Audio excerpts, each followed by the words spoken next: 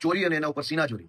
હર્ષ સંઘવીએ ગઈકાલે મારા ઘરે પોલીસ મોકલી, મારા પરિવાર સાથે ગેરવર્તન કર્યું અને એ વાતનો મેં ભાંડો ફોડ્યો જગ જાહેર.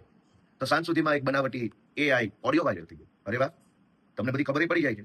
અમે તો આખા વર્ષમાં તમારા ઉપર 100 પ્રકારના મુદ્દાઓ ઉપર આંગળી ઊંચી કરી છે.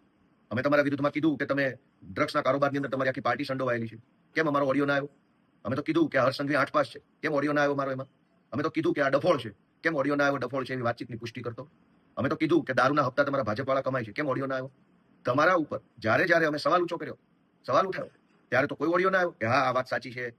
અને જ્યારે મેં એમ કીધું કે મારા પરિવારને હર્ષ સંઘવીએ પોલીસ મોકલીને હેરાન કરવાની કોશિશ કરી છે, તો સાંજે છે એક બનાવટી ઓડિયો વાયરલ કરવામાં આવ્યો. કઈ વાંધો નહીં, કરો વાયરલ. જનતા બધું જ જાણે છે કે સાચું શું છે અને ખોટું શું છે. સાચી વાત તો એ છે કે અત્યાર સુધીમાં 100 કરતા પણ વધુ FIR કરી અને હર્ષ સંઘવીએ આમ આદમી પાર્ટીના કાર્યકર્તાઓને જેલમાં પૂરવાનું કામ કર્યું.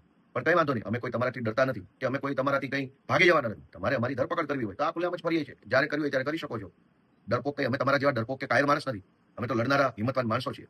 ગઈકાલે જે કૃત્ય કર્યું એ કૃત્ય અત્યંત નિમ્ન કક્ષાનું હતું, અત્યંત જઘન્ય પ્રકારનું કહી શકાય. અને ચોરી ઉપરથી સીના ચોરી, કે એક તો મારા પરિવારને હેરાન કરવા, ધાકધમકી કરવા માટે તમે પોલીસ મોકલો છો અને ઉપરથી પાછો ઓડિયો બનાવવાનો. અને ઓડિયો પણ 8 પાસ ને છાજે એવો ઓડિયો છે.